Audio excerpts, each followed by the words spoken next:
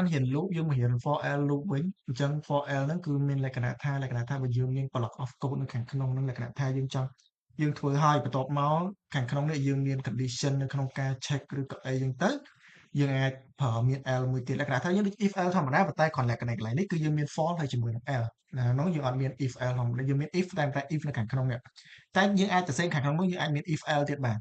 តែ L ខាងក្រៅនេះលក្ខណៈថាឧទាហរណ៍លក្ខណៈថា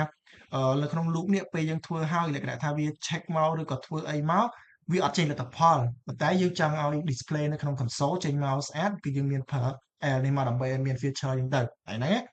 អញ្ចឹងយើងក៏លេចទៅមើលលំហាត់របស់យើងវិញនៅខាងក្នុងតកតងជាមួយនឹងលំហាត់ទី6អញ្ចឹង as a user for number count how many between 1ដល់100អញ្ចឹងទៅអញ្ចឹង basically លំហាត់ហ្នឹងគឺយើងធ្វើមិនទី1គឺយើងសរសេរ n input ហ្នឹងមកយើងទទួល number បន្ទាប់មកគឺយើងមានអីគេ for I in range កន្លែងនេះបើយើងកន្លែងនេះយើងអាចតាមបងនេះគឺយើងអាចកន្លែងនេះយើងអាចសរសេរ I ធម្មតាយើងអាច print I ធម្មតាប៉ុន្តែបើយើងកាលណាយើង print I ធម្មតាគឺវានឹងចេញ loop ខាងក្រោមប៉ុន្តែបើយើងអាចសរសេរបើយើងសរសេរ I នៅកន្លែងនេះគឺវា print អាចុងក្រោយគេមកតាមបងចាំណាវាច្បាស់ជាលេខចុងក្រោយលេខប្រមាណនេះណាលេខចុងក្រោយអញ្ចឹងទៅឥឡូវបើយើងសារថតឥឡូវបងសារឥឡូវបងអត់ print ទេបងដាក់ I ឡើងនេះហើយតមកបង comma count នេះចេញអឺតមកយើងសាក print អត់កន្លែងនេះអត់ចេញយើងត្រូវតែមាន count ហ្មងបើកន្លែងនេះយើង print I ធម្មតាកន្លែងនេះវានឹងចេញអីគេលេខ5វានឹងចេញលេខអីគេ5 10 15អញ្ចឹងរហូតដល់100អញ្ចឹងហើយឃើញដល់ពេលដែលយើង print នៅខាងក្រៅអញ្ចេះគឺវានឹងយកលេខ100ចុងក្រោយអញ្ចេះទេអញ្ចឹងកន្លែងហ្នឹងធ្វើម៉េចលំហាត់កន្លែងហ្នឹងដើម្បីយើងចង់ដឹងថាតើវាធ្វើម៉េចឲ្យចេញលទ្ធផលមកដូចអីដែលគេចង់បាននេះចេញមក output 20អញ្ចឹងទៅអញ្ចឹង basically កន្លែងហ្នឹងគឺយើងត្រូវបង្កើត variable មួយដែលមានតួនាទីនៅក្នុងការ store ទុក value count ដើម្បីគេ count ជុំចំនួនជុំដែលបានវាបានវិលហើយវា check ទៅត្រូវអញ្ចឹងឧទាហរណ៍ថាឥឡូវ for I កន្លែងនេះ for I in range 1ដល់100អញ្ចឹងកន្លែងហ្នឹងមិនអញ្ចឹងឧទាហរណ៍ថាពី1បន្តវា check if I ហ្នឹង modulo n I ហ្នឹង modulo n អញ្ចឹង1ចែកជាមួយនឹង5ហ្នឹងដាច់អត់ដាច់បើអត់ដាច់វាអត់ count ហ្នឹងឯងគឺវាត្រូវ loop ម្ដងទៀតហើយហ្នឹងណាអញ្ចឹងដល់ពេលវា loop ម្ដងទៀតវាចាប់ផ្ដើមតទៅមុខទៀតអញ្ចឹងវាទៅប្រហែល2 modulo 5ដាច់អត់ទៅមុខទៀត3 modulo 5ដាច់អត់4 modulo 5 modulo 5ដាច់អត់ចុះ5 modulo 5ដាច់អត់ដាច់ត្រូវទេអញ្ចឹងវាមិន true ដល់ពេលវា true គឺ count នឹងត្រូវបូក1អញ្ចឹងវាសតទុកកន្លែង count នេះគឺឡើងមក value ទៀតគេហៅថា value ទី1ព្រោះដោយសារអីគេព្រោះដោយសារអានេះវា condition ត្រូវកាលណាដែលវា condition ត្រូវគឺវានឹង count អាលេខហ្នឹងគឺចូល1វាលក្ខណៈថាជុំហ្នឹងគឺត្រូវឯងអាហ្នឹងជុំទី1ដែលត្រូវបន្ទាប់មកវារហូតដល់លេខប្រមាណឧទាហរណ៍ថាលេខ10ចែកដាច់5មក true វាឡើង count មួយទៀតវាឡើងទៅលេខប៉ុន្មានលេខ2បន្ទាប់មកតទៅមុខទៀតវាឡើងដល់15ចែកដាច់អត់ true វាឡើងដល់លេខ3រហូតទៅដល់គ្រប់លេខ100ចឹងសរុបទាំងអស់វាមានប៉ុន្មាន count ទាំងអស់វាមានចុងក្រោយគឺ20អញ្ចឹង basically 20គឺវាចាប់យកលេខចុងក្រោយព្រោះ count នឹង store ទុកប៉ុន្មានព្រោះដោយសារយើងដឹងថា variable គឺវាតើកាលណាវា store ទុកតម្លៃដដែលលក្ខណៈថាមិនមែនតម្លៃដដែលទេតម្លៃថ្មីគឺវានឹងយកតម្លៃចុងក្រោយអញ្ចឹងនៅពេលដែល count បូកចុះបូកឡើងរហូតដល់20មានន័យថាវា check អស់ហើយថាត្រឹមលេខ100ហ្នឹងគឺអស់ហើយអញ្ចឹងវាមានប៉ុន្មានវាមាន20គឺវា print ចុងក្រោយអញ្ចឹងបើយើងកាលណាដាក់ print នៅខាងក្នុងនេះក៏អត់ត្រូវណាអញ្ចឹងវា print ហ្នឹងគួរដោយសារគេកាលណាដែល print នេះស្ថិតនៅក្នុង if នេះក្នុង if ឬក៏នៅខាងក្រោម if នេះក៏ដោយគឺវាស្ថិតនៅក្នុង loop អញ្ចឹងវានឹង print ទាំងអស់ value ទាំងអស់ដែលចេញមកហ្នឹងគឺលក្ខណៈ1 2 3 4 5 6 9 10រហូតដល់ណាលេខ100អញ្ចឹងទៅកន្លែងហ្នឹងណាបើយើងដាក់ print ឡើងនេះកន្លែងនេះបើយើងដាក់ចេះបើបងដាក់ថា5អញ្ចឹងគឺវានឹង print វា print 1 2 3 4 5វានឹង print ដែរចុះអានេះចេញ duplicate ទេអូខេដោយសារកន្លែងនេះយើង count បូក1កាលណា count បូក1វានឹង print ចេញមក2ដងមិន2ដង4ដង5ដងហើយហ្នឹងអញ្ចឹងឃើញវាមកដែរវាមកច្រើនដងព្រោះដោយសារ វាថានេះដំណាក់កាលដំបូង index 0អត់ត្រូវបន្ទាប់មកអត់ត្រូវរហូតដល់ value ទី5បានវាបូក1អញ្ចឹង value នេះនៅ1រហូតចឹងឥឡូវនេះយើងចង់បានតែលទ្ធផលសរុបទេអញ្ចឹង print count នេះគឺយើងធ្វើមិនគឺយើងដាក់នៅខាងក្រៅទៅតែកាលណាដាក់នៅខាងក្រៅនៅពេលដែល print គឺវាបូកយកទៅតម្លៃសរុបទេចេញមក20តម្លៃចុងក្រោយអូខេយើងតទៅមើលលំហាត់ទី7មួយទៀត find the largest number អញ្ចឹង as a user how many number they want to enter អញ្ចឹងយើងមើលកន្លែង example កន្លែងហ្នឹងយើងនេះតិច how many number ទី1គឺវាសួរអញ្ចឹងវាថាឧទាហរណ៍4អញ្ចឹងវានឹង detect កន្លែង enter នេះតែ4អញ្ចឹងកន្លែងហ្នឹងគឺយើងត្រូវប្រើinput នៅក្នុង loop មួយទៀតហើយហ្នឹងណាចុះ identify កន្លែងហ្នឹងអញ្ចឹងលំហាត់ហ្នឹងគឺយើងសួរ user enter អញ្ចឹង n បងប្រើ n ដដែលចុះណា in in នៃ input យើងសួរ user how many number អីគេdo you want យ៉ាងទៅ do you want ហើយហ្នឹងណាអញ្ចឹងថ្ងៃនេះយើងបានសួរមួយហើយបន្ទាប់មកនៅក្នុងលំហាត់ហ្នឹងគេថាគេទៀតគេថាយើងត្រូវនេះតើកាលណាវា detect ឧទាហរណ៍ detect ចំនួនដែលយើងចង់បានហ្នឹងគឺអាចំនួន enter នេះគឺវាចេញមកប៉ុណ្ណឹងអញ្ចឹងកន្លែងហ្នឹងយើងត្រូវធ្វើម៉េចអញ្ចឹងកន្លែងហ្នឹងគឺយើងត្រូវប្រើ loop for អីគេ for I in range អីគេ in range នៃ1 start ពី1ចុះ1ដល់អីគេដល់ n បូក1កន្លែងហ្នឹង n បូក1តិចឆ្ងល់ហើយ n បូក1នឹងទៀតព្រោះដោយសារយើងចង់បាន range គេ range input នេះគឺ1ចន្លោះ1ដល់ចំនួន n ដែលយើង input អញ្ចឹងយើងត្រូវតម្លើងមួយលេខណាអញ្ចឹងកន្លែងហ្នឹងបើយើងអត់ចង់យើងចង់យកពីលេខ0ក៏បានដែរហ្នឹងប៉ុន្តែយើងធ្វើលក្ខខណ្ឌមួយដើម្បីថាយើងយកពីត្រឹមលេខ1មកចាហ្នឹងឬក៏បើថាគ្នាយើងចង់ដាក់កន្លែងនេះ n ទៅទេក៏បានដែរនេះមកដល់ n បូក1ទៅទេក៏បានដែរតែដាក់លក្ខខណ្ឌ1ដល់ n បូក1ចុះតែហ្នឹងបន្ទាប់មកអីគេយើងហៅអីគេក្នុងលំហាត់ហ្នឹងគេប្រាប់ថា enter នៅ number ហ្នឹងហើយបន្ទាប់មកអីគេ find the largest number អញ្ចឹងកន្លែងហ្នឹងគឺយើងត្រូវធ្វើមិនកន្លែងហ្នឹងរៀងនេះតិចគឺយើងត្រូវប្រើត្រូវប្រើ list ដើម្បីយកវាមក store នៅក្នុង value ណាមួយហើយហ្នឹងណាអញ្ចឹងកន្លែងហ្នឹងគឺលំហាត់ហ្នឹងយើងត្រូវប្រើ list ដើម្បីគេព្រោះដោយសារកន្លែងនេះកាលណាដែល user input ឡើងនេះទៅគឺវាមានទូនាទីមួយនៅក្នុងការ store ទុក value នៅក្នុង range ណាមួយទៅដើម្បីយើងអាច identify ថាលេខមួយណាដែលធំហើយហ្នឹងណាអញ្ចឹងម៉េចកន្លែងនេះយើងត្រូវធ្វើម៉េចអញ្ចឹងបងបង្កើត empty list មួយឧទាហរណ៍ថាnumber អញ្ចឹង list គឺយើងត្រូវចាំថាគឺវាប្រើគ្នាបណាអានេះហៅ list អញ្ចឹងអានេះ empty list គឺវាអត់មានលេខអីទេអញ្ចឹងកន្លែងហ្នឹងគឺ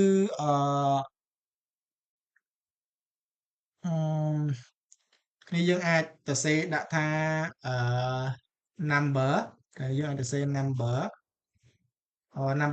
input ចុះបងដាក់ថា number input ស្មើគេស្មើ in នៃ input អញ្ចឹង enter គេ enter number អញ្ចឹងវានឹងមកចំនួនគ្រប់ range ហើយបន្ទាប់មកគ្នាយើងអាចប្រើ function មួយគេហៅថា append កន្លែងនេះ append in ហ្នឹងអញ្ចឹងកន្លែងហ្នឹង append ហ្នឹងបានន័យថាម៉េច append ហ្នឹងគឺវាមានតួនាទីមួយនៅក្នុងការបញ្ជូន item ហ្នឹងទៅ store នៅក្នុង list append ហ្នឹងមានន័យថាដូចពេលយើង enter ហើយគឺវាបញ្ជូនលេខហ្នឹងចូលទៅក្នុង list ចូលក្នុង empty list យល់ហើយហ្នឹងណាអញ្ចឹង append ឡើងហ្នឹងគឺមានន័យអញ្ចឹងឧទាហរណ៍ថាឥឡូវបងមាន empty list មួយបន្តមកបងចង់លក្ខណៈថា fruit បងចង់ថាឲ្យempty list នេះបងចង់ឲ្យ append orange ហ្នឹងចូលទៅខាងក្នុង list ហ្នឹងអញ្ចឹងគឺយើងត្រូវប្រើហៅឈ្មោះ list របស់យើងដក append មានថាបញ្ចូលអាហ្នឹងបញ្ចូលហ្នឹងគឺមានថាវាបញ្ចូលនៅកតុយក្រោយគេ ចឹងបើអាហ្នឹង empty list គឺវាបញ្ចូលនៅដំបូងគេប៉ុន្តែបើមាន list ហើយស្រាប់គឺវានៅបញ្ជូននៅខាងក្រោយហើយហ្នឹងណាអញ្ចឹង append ហ្នឹងគឺវា basically បញ្ជូនអញ្ចឹងកន្លែងហ្នឹងយើងហៅអីគេ number list របស់យើងឈ្មោះគេឈ្មោះ number អញ្ចឹង number dot append នៃអីគេappend នៃ number input បន្ទាប់មកយើងត្រូវធ្វើមួយទៀតកន្លែងហ្នឹងគឺយើងអាច print ហើយយើងប្រើ function មួយដែលមានឈ្មោះថា max ហ្នឹងណាmax in Python អាហ្នឹងក្នុងគណិតទេណាអាហ្នឹងណាអាហ្នឹង max ហ្នឹងគឺវាស្ថិតនៅខាងក្នុងគណិតគឺមានទូនាទីនៅក្នុងការ find the largest number ហ្នឹងណាអញ្ចឹងកន្លែងហ្នឹងយើងប្រើ max មកអញ្ចឹងយើងប្រើ max function max ហ្នឹងឲ្យស្រាប់ហើយ number មកអញ្ចឹងវានឹងប្រាប់ហើយអញ្ចឹងកន្លែងហ្នឹង print ហើយ print ឧទាហរណ៍ថាបងចង់បាន4បងដាក់លេខ10លេខ5 20 25អញ្ចឹងឃើញទេកន្លែងហ្នឹងគឺមានន័យថាដំបូងគឺវាចាប់ផ្ដើម n នេះវាសួរ n នេះថាតើយើងចង់បានលេខប្រមាណដែលយើងចង់វាតម្លៃចូលនៅក្នុងអា empty list ហ្នឹងបងប្រាប់ថាបងចង់បាន4អញ្ចឹងវានឹងចូល loop ដំបូងវាមិនមែនចូលអានេះមុនវាចូល loop for i in range ចាប់ពីដើមពី1ដល់ n + 1បាទ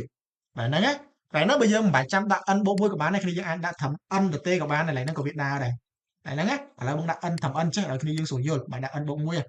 បើគ្នាយើងចង់ n + 1បើគ្នាយើងយល់ n + 1ធ្វើ n + 1ទៅអាហ្នឹងណាទីទៀតគ្នាយើងនឹងជួបច្រើនណាបន្ទាប់មក number input វា detect អានេះដំបូងគេគឺវាសួរអស់សិនឲ្យចំនួនloop ហ្នឹងសិនអញ្ចឹង basically number input enter 10 number dot append នៃ number input អញ្ចឹងកន្លែងហ្នឹងគឺវាជំនួសដល់អីគេកន្លែងហ្នឹងវាជំនួសដល់ឧទាហរណ៍ number លេខ10អញ្ចឹងវាជំនួសដល់នេះស្មើ10 variable នេះស្មើ10អញ្ចឹង number dot append 10អញ្ចឹងវាបញ្ជូនតម្លៃចូលដល់នេះវាមាន value ដំបូង10បន្ទាប់មកមានលេខប៉ុន្មានទៀតលេខ5បន្ទាប់មកមានលេខប៉ុន្មានទៀត20ហើយ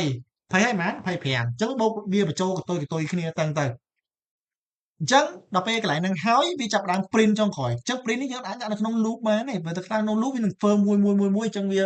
អត់ដូចអីយើងចង់បានព្រោះយើងចង់ find maximum អញ្ចឹង number ឡើងនេះគឺយើងប្រើឲ្យគេ max នៃ number នៃ list ហ្នឹងអញ្ចឹងនៅក្នុង list ហ្នឹងពេលចប់ loop ឡើងហ្នឹង number នៃ list របស់យើងហ្នឹងគឺយើងបានឲ្យគេ number list ហ្នឹងគឺយើងបានមានលេខ10មានលេខ5មានលេខ20មានលេខ25អញ្ចឹងនៅពេល function ហ្នឹងហៅ function ហ្នឹងមកប្រើវាចាប់ផ្ដើមអង្គុយ detect មួយហើយវាគិតថាតើលេខហ្នឹងចុងក្រោយអាលេខហ្នឹងមួយណាដែលធំជាងគេអញ្ចឹង mark function វានឹងខាង detect 25ធំជាងគេវានឹង print លេខ25ឲ្យយើងឃើញអូខេឡើយហ្នឹងអស់បង្ហាត់យើងអាលេខបង្ហាត់លេខ8គឺថា as a user for n ណាអញ្ចឹងកន្លែង as a user ហ្នឹងគឺនេះដឹងធ្វើម៉េចហើយ and print the following pattern ណាអញ្ចឹងឥឡូវយើងចាប់ផ្ដើមដំបូងគឺយើងទទួល input សិនណាតែនេះបងខមមាឲ្យមួយអញ្ចឹងកន្លែងហ្នឹងគឺយើងអីគេn បងប្រើ n អត់ដែរចុះស្រួល in នៃ input enter number អញ្ចឹងទៅឬក៏ pattern enter pattern អញ្ចឹងទៅ enter pattern អញ្ចឹងក្នុង enter the pattern ហ្នឹងគឺយើងត្រូវធ្វើអីគេ basically កន្លែង output គឺគេចង់បានលក្ខណៈថាឧទាហរណ៍លេខ5អញ្ចឹងគេឲ្យចង់ឲ្យបាន print 1ដល់5លេខ5ណាដែរប៉ុន្តែគ្រាន់តែ print ជា pattern បែបថាដំបូងprint លេខ1ដល់ row ទី2 print 1 2 row ទី3 print 1 2 3 row ទី4មាន1 2 3 4 5ហើយនឹងដល់ row ចុងក្រោយគេគឺបញ្ចេញគ្រប់លេខកន្លែងហ្នឹងអាហ្នឹងហៅ pattern អញ្ចឹងកន្លែងហ្នឹងយើងត្រូវធ្វើម៉េចអញ្ចឹងឥឡូវបងយើងប្រើ loop សិនណាយើងប្រើ for I in អីគេ in range នៃបងចាប់ដើមពី1ដល់ n + 1តមកបង print នេះគេ print I ចឹងណា print I លេខហ្នឹងអញ្ចឹងបើកន្លែងហ្នឹងបើយើង print ធម្មតាឧទាហរណ៍បើយើងដាក់លេខ5ហ្នឹងបើយើង5គឺវា print 1 2 5អញ្ចឹងវាបាន row ណាយើងបាន row ឡើងនេះប៉ុន្តែ row នេះគឺយើងចង់បានអាមុខនេះហ្នឹងលេខ1ដូចគ្នាអញ្ចឹងថ្ងៃហ្នឹងយើងត្រូវធ្វើម៉េចអញ្ចឹងឥឡូវបងបង្កើតvariable មួយដែល store string គេដាក់ pattern យើងហៅថា variable pattern ចុះដែលគាត់មានតួនាទី store empty list empty string អញ្ចឹងកន្លែងហ្នឹងយើងអាចយកគេយក pattern ហ្នឹងpattern ហ្នឹងយើងយកទៅបូក ឬក៏យើងសរសេរលាបហ្មងសរសេរលាបដូចគ្នាយើងស្មើ pattern ហ្នឹងយកទៅបូកជាមួយនឹង string នៃ i string នៃ i តែហ្នឹងណាអញ្ចឹងបន្ទាប់មកឡើងហ្នឹងបងចង់ print pattern តែហ្នឹងបានន័យថាម៉េចអញ្ចឹងឧទាហរណ៍ឥឡូវយើងមើលអញ្ចឹងខលេខ5អញ្ចឹង1.5ឡើងហ្នឹងម៉េច pattern ឡើងនេះគឺមានតួនាទីឲ្យ space អញ្ចឹង for I in range I នេះចាប់ផ្ដើមពីម៉ាន1ដល់ n បូក1អញ្ចឹង n បូក1អានេះឡើងម៉ាន n យើងផុតម៉ាន5ឲ្យឡើង6អញ្ចឹង1ដល់6អញ្ចឹងវាស្មើនឹងលេខធម្មតាពី1ដល់5អញ្ចឹងវាចាប់ផ្ដើមពីលេខ1 pattern in តែនេះ empty string ស្មើជាមួយនឹង pattern ខ្លួនឯងណា pattern này empty string បូកជាមួយនឹង string នៃ i string នៃ i ហ្នឹងម៉ាន1លេខ1ដែលហ្នឹងបន្ទាប់មកវាឲ្យ print pattern អូខេបន្ទាប់មក i ពី1ដល់ម៉ានពី2ដល់ពី2ដល់6អញ្ចឹងវាមាន2លេខ pattern pattern ចាស់មានលេខម៉ានវាកន្លែងនេះវាឡើងលេខ2ទេលេខ2វា i ឡើងលេខ2អញ្ចឹង pattern ឡើងនេះ pattern ចាស់លេខម៉ាន1ឯ string 1ឯងអញ្ចឹងវាយកចំនួនឲ្យ string នេះ1បូកជាមួយនឹងលេខ2ចុងក្រោយបន្តបន្ទុយគ្នាកន្លែងហ្នឹងមិនបូកហ្នឹងមានន័យថាយើងប្រើ string concatenation ណាដូចយើងពីលើកមុនលក្ខណៈថា first name បូកជាមួយនឹង variable last name អញ្ចឹងយើងបាន full name មួយអញ្ចឹងណាអាហ្នឹងវាធ្វើដូចគ្នាអញ្ចឹងតែនេះ pattern ហ្នឹង empty string ហ្នឹងមានថាវាយកបូកជាមួយនឹងអានេះទៅបាន1ហើយ2វាតបន្ទុយគ្នាព្រោះយើងអាច convert វាទៅជាលេខបានទេតែកាលណាយើង convert ទៅជាលេខតែហ្នឹងគឺវាបូកលេខមួយហើយព្រោះសារនេះវាជា string ព្រោះយើងចង់បានលេខហ្នឹងជាប់គ្នាយើងមិនមែនចង់បានលេខហ្នឹងបូកចូលគ្នាដើម្បីបានតម្លៃទេអូខេអញ្ចឹងតែនេះមកបន្តមកដល់លេខ3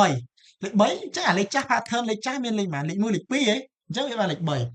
ឡូវបងធ្វើ pattern ឲ្យមើលកន្លែងនេះបងទៅសេ comment ឡើងនេះឲ្យគ្នាយើងមើលអញ្ចឹង pattern ទី1អញ្ចឹងវា round ទី1 i 1 i យើងស្មើ1 i ឡើងនេះស្មើ1អញ្ចឹង i យើងជាអីគេជា integer ហើយហ្នឹង i យើងជា integer type វាជា int តោះមកយើងតទៅមុខទៀតកន្លែងនេះ pattern យើងហៅ empty string ហើយហ្នឹង empty string អញ្ចឹងអា pattern pattern variable ហ្នឹងស្មើជាមួយនឹង empty string បូកជាមួយនឹង type conversion ទៅអីគេ i យើងលេខប៉ុន្មាន i វាមិនថែមវាជា integer អញ្ចឹងយើង convert ទៅវាជា string វាមិនបានអីគេលេខ1តែនេះតែ1នេះជា type អីជា type string បន្ទាប់មកយើងដល់ round ទី2 round ទី2គឺ type យើងលេខ2 type វាជាអី type យើងជា integer អញ្ចឹង pattern យើងស្មើគេស្មើជាមួយនឹងអា pattern ចាស់លេខប៉ុន្មានលេខ1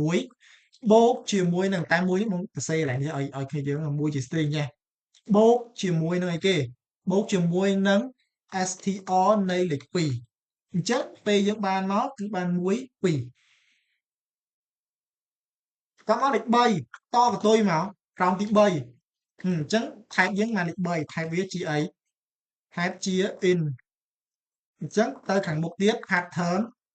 ស្មើគេស្មើជាមួយនឹង1 2អាចាស់មានប៉ុន្មាន1 2ដែលនេះបូកជាមួយនឹង str នៃលេខ3អញ្ចឹងបានចុងក្រោយ1 2 3ប៉ុន្តែអាកន្លែងហ្នឹងពេលដែលវាចប់មួយ pattern ទៅមួយ pattern គឺវាត្រូវចុះបន្ទាត់ព្រោះសារវាដាច់ពី loop ឯងកន្លែងហ្នឹងរហូតមកដល់មួយចុងក្រោយទៅរហូតដល់លេខប៉ុន្មានលេខឥឡូវបងដាក់លេខ4មួយទៀតឲ្យគ្នាយើងមួយទៀតអញ្ចឹងវា repeat ដូចគ្នាអញ្ចឹង type វាជាអីលេខ4ហ្នឹង type ជា integer អញ្ចឹង pattern វាស្មើគេអាចាស់ប៉ុន្មាន1 2 3បូកជាមួយនឹង str ថ្មីលេខប៉ុន្មានលេខ4ស្មើ1 2 3 4តមកលេខ5នេះជាអី type integer index ទី5 pattern 1 2 3 4អាចាស់1 2 4បូកជាមួយនឹង str នៃលេខ5អញ្ចឹងវាបាន1 2 3 4 5ឃើញទេអញ្ចឹងយើងបាននេះយើងបានមកអញ្ចឹងនេះ1 5អូខេមុនតែគេ as a user for positive integer use a for loop to calculate the sum of អញ្ចឹងមានថាបើយើង input 4 8 2 1វាត្រូវយកលេខទាំងអស់ហ្នឹងបូកបញ្ចូលគ្នាអញ្ចឹងយើងត្រូវធ្វើម៉េចហើយហ្នឹងយើងត្រូវធ្វើម៉េចអញ្ចឹងដំបូងយើងត្រូវឲ្យគេទទួល input សិនបងប្រើ n ដដែលបងខ្ជិលហៅឈ្មោះផ្សេងយើងទទួលវាជា integer សិនចុះ input យើងដាក់ឲ្យគេ enter your favorite number ហ្នឹងទៅ number ហ្នឹងទៅបន្ទាប់មកយើងចង់ loop វាណា for I in នេះគេ in range នៃ n អញ្ចឹងចុះណាអញ្ចឹងឯគេយើងចង់យកវាបូកបញ្ចូលគ្នាអញ្ចឹងយើងហៅ variable addition មួយមក addition អឺយើងឲ្យវាស្មើ0ចុះណាឬក៏យើងប្រើ sum អញ្ចឹងទៅអញ្ចឹងយើងអាចយកវាមកធ្វើគេអឺយើងយក sum បូកអឺបូកស្មើ i អញ្ចឹងទៅបន្ទាប់មកយើងអាច print sum យើងសាកសិនតើយើងធ្វើខុសឬក៏ត្រូវអញ្ចឹង4 8 4 8 2 1មែន4 8 2 1អញ្ចឹងគឺវាលេខហ្នឹងគឺខុសព្រោះដោយសារគេវា irritate ពីគេ n ហ្នឹងព្រោះដោយសារ n នេះវាថាវាជាអីគេជា integer អញ្ចឹងវា irritate ចាប់ផ្ដើមពីលេខ1រហូតដល់លេខ4221ប៉ុន្តែគោលបំណងយើងចង់បានលេខហ្នឹងបូកបញ្ចូលគ្នាតែឡើយនេះយើងត្រូវធ្វើម៉េចចឹងកន្លែងហ្នឹងយើងអាចធ្វើបានគឺអឺយើងប្រើនេះយើង convert វាទៅជា string តែហ្នឹងយើង convert វាទៅជា string វិញអញ្ចឹងវាទៅ input យើងជា string ហើយឡើយហ្នឹងយើងអត់ប្រើ range ទេកន្លែងហ្នឹងលក្ខណៈថា for I in n for I in n ហ្នឹងហ្មងព្រោះដោយសារគេឲ្យវា loop នៅខាងក្នុងstring ហ្នឹងហ្មងព្រោះដោយសារ string គឺយើងអាច irritate វាម្ដងមួយ character ព្រោះដោយសារ string គឺវាផ្សំផ្គុំដោយ character ត្រូវអត់ឥឡូវត្រូវអត់ឡើយ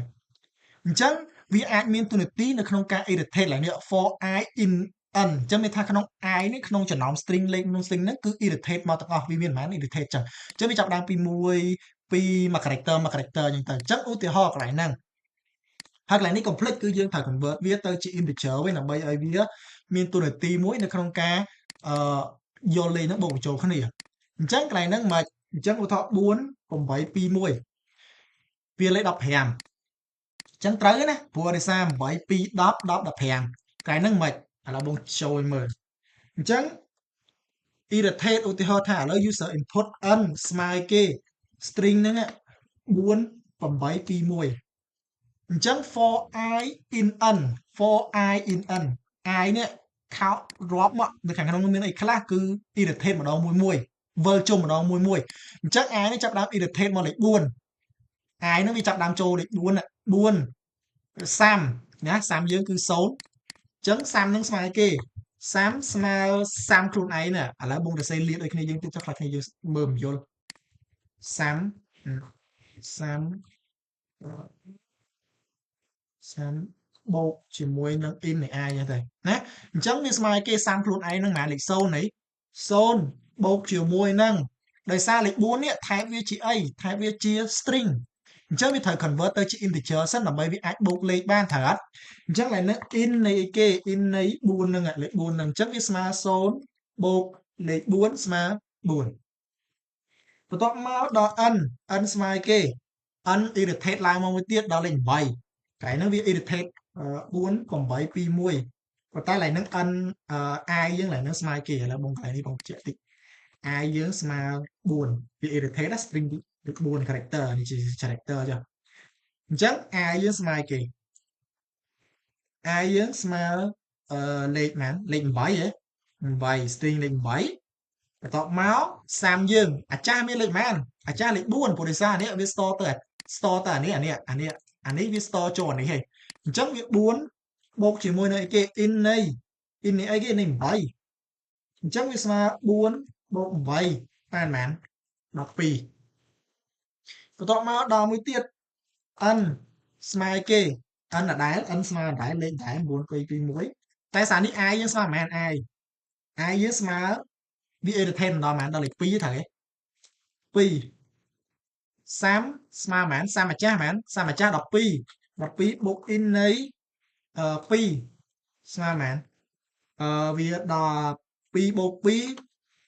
វាស្មើ10 14ចឹងដល់ចុងក្រោយ n យើងស្មើដដែល n យើងស្មើលេខដដែលស្មើគេ4 8 2 1ដែរ1តមក i យើងសារនឹងស្មើប៉ុន្មាន i សារនឹងស្មើ1លេខចុងក្រោយគេចឹង30ស្មើគេស្មើ14អាចាស់ហ្នឹងបូកជាមួយនឹង type conversion in នៃ1ចឹងវាស្មើគេស្មើ14បូក1ស្មើ15អស់នៅក្នុង string នេះវា irritate អស់នៅអស់ហើយត្រូវទេអស់ print ចុងក្រោយមក30ស្មើ15លំហាត់លេខ10នេះគឺរៀងស្មុគស្មាញបន្តិចអញ្ចឹងគេថាម៉េចចង់បាន perfect number ណា perfect number a perfect number is number whose proper divisor add up to the number itself អញ្ចឹង perfect number គឺលេខដែលអាចមានលេខដែលនៅខាងក្រោមរបស់វានឹងយកបូកបញ្ចូលគ្នាទៅអាចស្មើនឹងលេខដើមវិញណាអាហ្នឹងណាអញ្ចឹងឧទាហរណ៍យើង input លេខ28អញ្ចឹងគេថា28ជា perfect number អញ្ចឹង